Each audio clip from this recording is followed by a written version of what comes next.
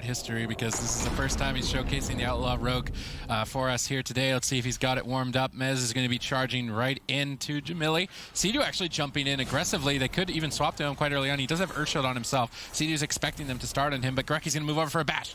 Potentially a Cyclone. Greki doesn't want to get caught by Mez. He sees Mez running right at him. Rosie's going to intercept Mez with a stun as they swap over with a ton of burst, immediately forcing the Trinket from Mez and the Nether Walk, which is basically ice block for the Demon Hunter. That's a great start for Noble. Yeah, not bad at all. Like I said, Rosie's with that pistol stun, that range stun is going to be super effective against Mez, who's trying to kite and run away.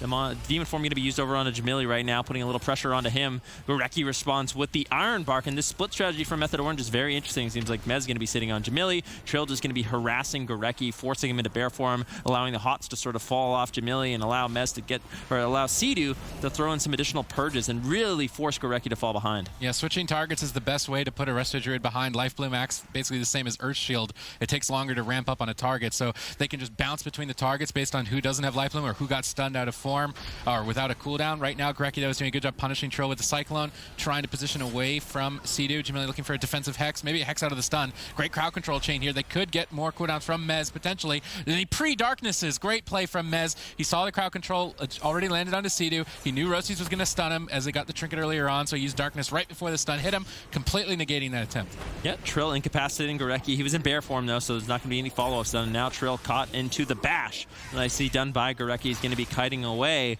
Elemental Shaman Resto Druid is kind of annoying for a Windwalker Monk in this situation. Now Sea-Doo getting swapped to. Big pressure over onto him with the Adrenaline Rush. He's forced to Trinket out. Roasties hasn't used the Plunder Armor. This is so good for Noble. Oh, Sea-Doo actually getting kicked. Roasties now into a Cyclone. Roasties going to switch targets to Mez. Mez is playing Rain from above, but he got stunned right before he could do it. This could be a Spirit Link Totem. Sea-Doo's trying to be greedy. He's going to pop Ascendance.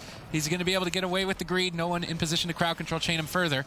They're going to restabilize. Mez needs to hang on a little bit longer. He's going to have to preemptively blur the next incoming stun. So he's going to have to be very careful. Gorecki caught into a paralysis. Let's see how Trill and Mez are going to capitalize on this.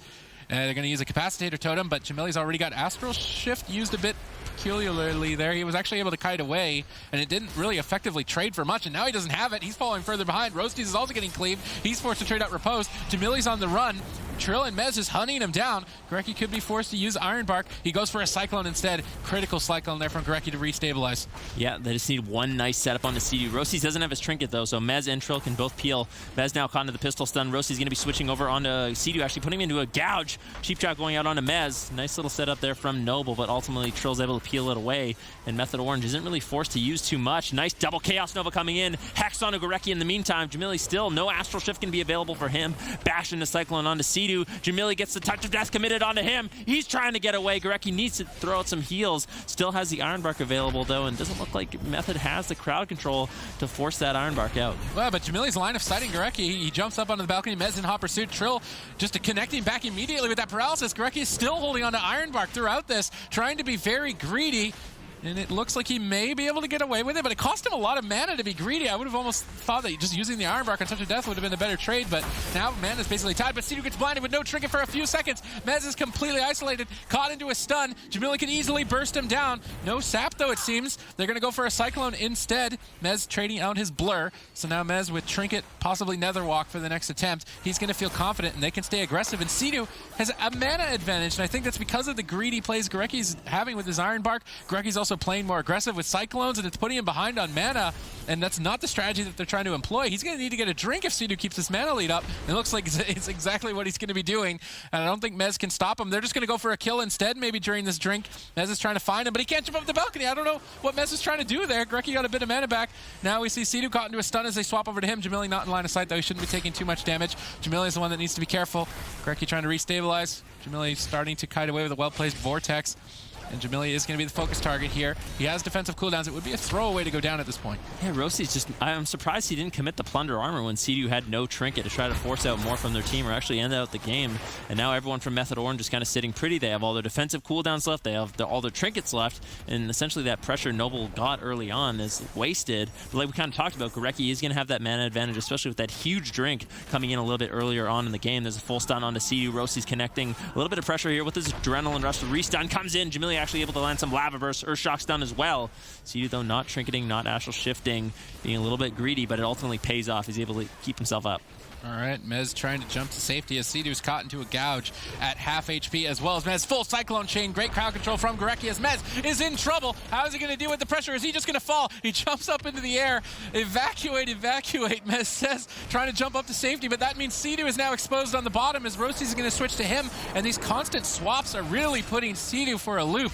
Yeah, that is what is so devastating about the Outlaw Rogue. Mez's Trinket's been forced out. They still have the Plunder Armor available as well. If they can force Sea-Doo's Trinket, could be very scary. Mez now caught in the sun. Incapacity coming in from Trill. Trill needs to do a solid job with his defense here if he wants to keep his team alive, but Method Orange really struggling to find pressure. Gorecki gets all in. Trinket, Barskin going to be forced out. Jamili throwing in some heals as well. So that was a good offensive push from Method Orange. Finally looking like they could have a potential win condition here. Mez and Trill need to go back to their split or swapping strategy that they had earlier on. It was keeping them at least in a tied mana game with Sea-Doo and Gorecki, but now they're just tunneling Jamili, I think, a little bit too much, and he's easily keeping life from on one target. He's even looking for Cyclones. Mez denies the Cyclone. In the meantime, Sea-Doo's caught into a blind, and he's trying to be greedy. Is this greedy play going to get punished? Touch of Karma is forced to be traded out. They deny the Hex. Sea-Doo's out of the crowd control, but now Trill is a possible swap target moving forward for that ever so deadly Plunder Armor. Gorecki immediately getting into bear form. It does seem like Method Orange are gunning down for him as we move into dampening.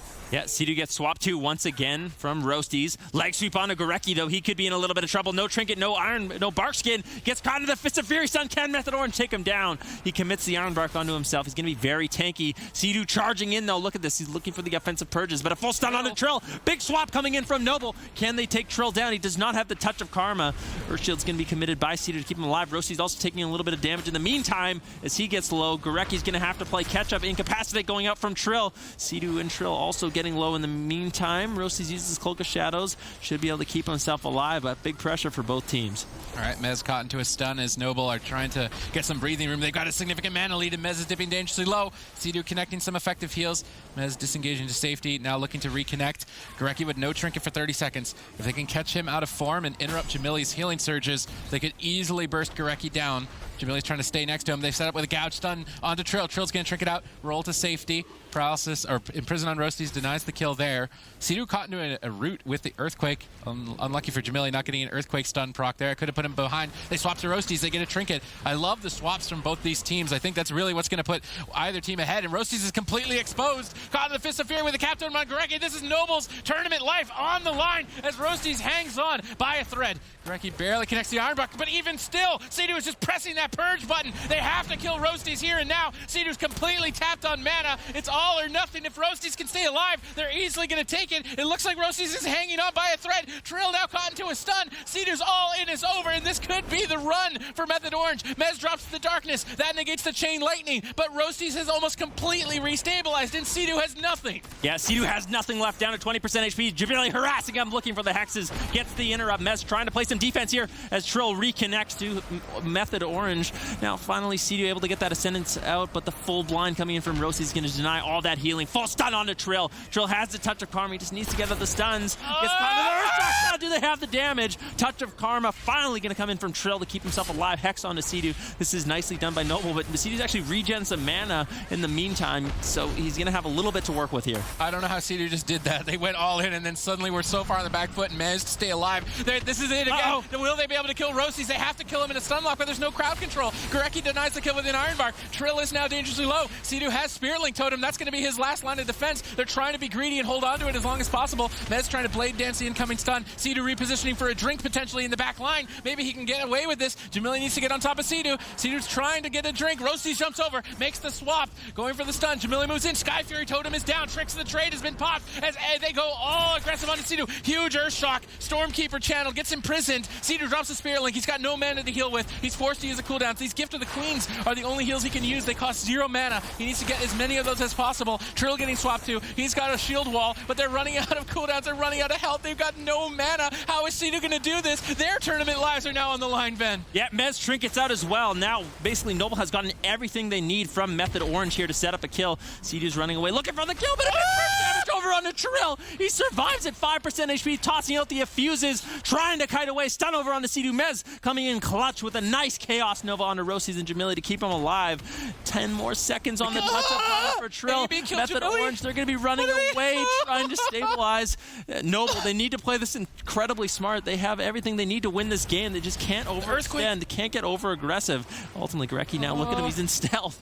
Jamili's got no trinket. They could kill him in a stun with good crowd control on Gorecki, but that's their only opening. In the meantime, Noble are setting up to win. Mez caught into a stun. The entire team still at 50%. We'll see to be able to keep them going. They go for the stun. Gorecki immediately trinkets, says, no way we're leaving that opening, but maybe they power right through it. They're going to power right through it. Jamili can't believe it. He's trying to jump away to safety. They forced to use every defensive cooldown just to stay alive. A defensive blind as well. Sea-Doo is somehow still keeping his team going. He had to use his trinket though. Mez is trying to jump away, gets stunned on the jump. Roasties is right on top of him, but he immediately flies back into the air. Can Jamili take Mez out of midair? Roasties could fall on the ground as well. There's so much pressure from both sides. Both healers are almost completely tapped out. That's it. Been left out.